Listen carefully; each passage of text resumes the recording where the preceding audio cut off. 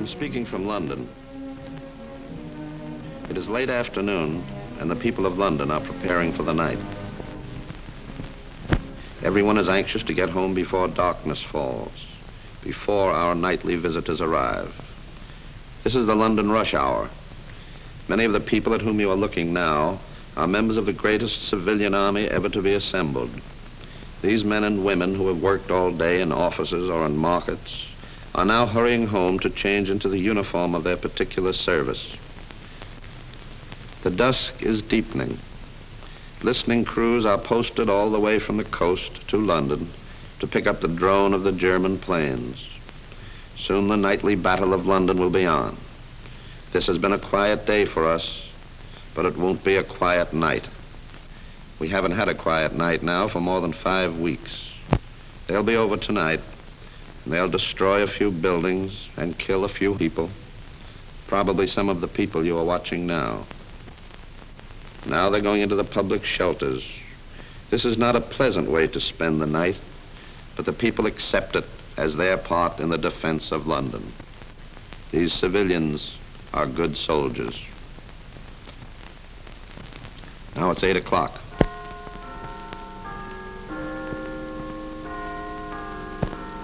Jerry is a little bit late tonight. The searchlights are in position. The guns are ready. The People's Army of Volunteers is ready.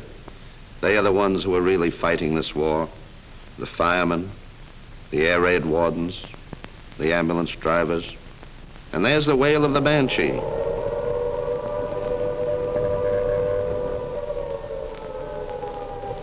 The nightly siege of London has begun. The city is dressed for battle.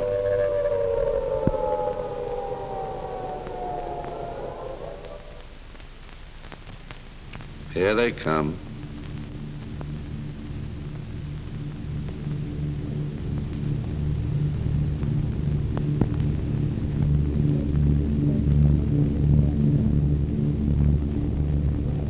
Now the searchlights are poking long, white, inquisitive fingers into the blackness of the night.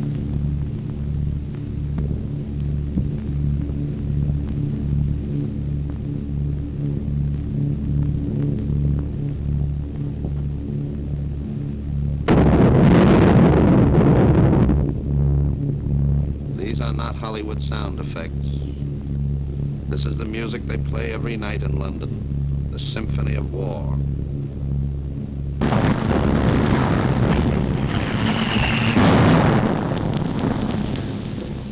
That was a bomb.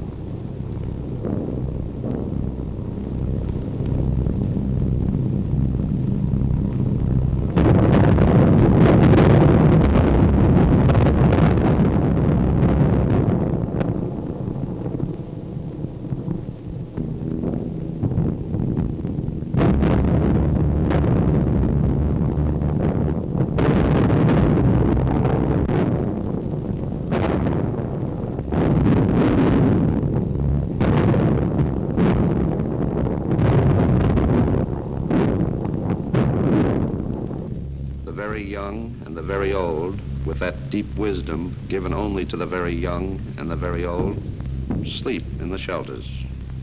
Do you see any signs of fear on these faces? Now the army of the people swings into action. The bombs have started fires. When the bomber starts a fire, he immediately returns, uses it as a target, and drops more bombs, hoping to spread the fire. Yet the People's Army ignores the bombs and the spent shrapnel which rains down constantly. Brokers, clerks, peddlers, merchants by day, they are heroes by night. The night is long, but sooner or later the dawn will come. The German bombers are creatures of the night. They melt away before the dawn and scurry back to the safety of their own aerodromes. And there's the wail of the banshee again, this time a friendly wail. The all-clear signal tells us that the bombers have gone. It's just 6 a.m.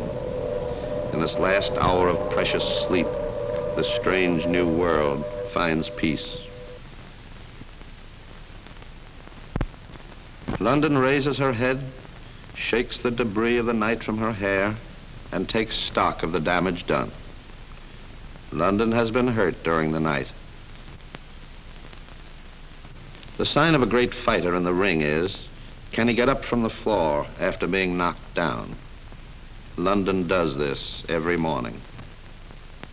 London doesn't look down upon the ruins of its houses, upon those made homeless during the night, upon the remains of churches, hospitals, workers' flats. London looks upwards toward the dawn and faces the new day with calmness and confidence.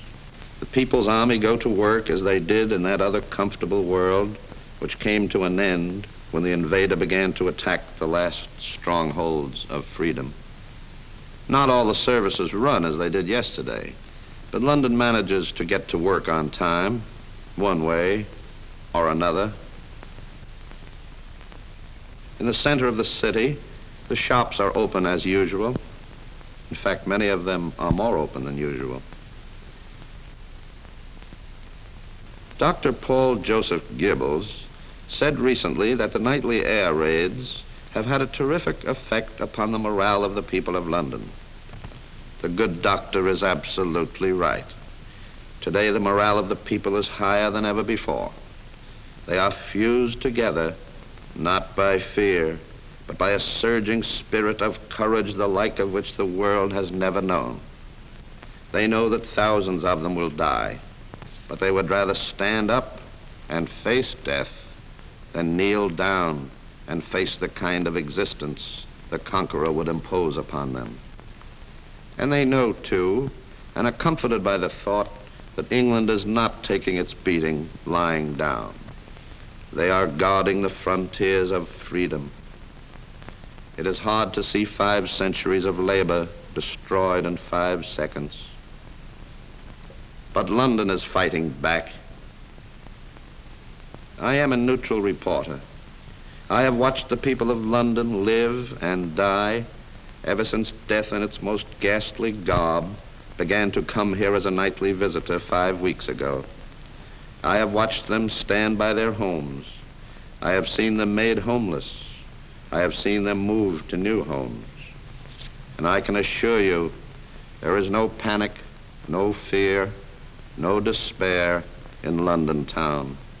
There is nothing but determination, confidence, and high courage among the people of Churchill's Island. And they know that every night the RAF bombers fly deep into the heart of Germany, bombing munition works, airplane factories, canals, cutting the arteries which keep the heart of Germany alive. It is true that the Nazis will be over again tomorrow night, and the night after that, and every night.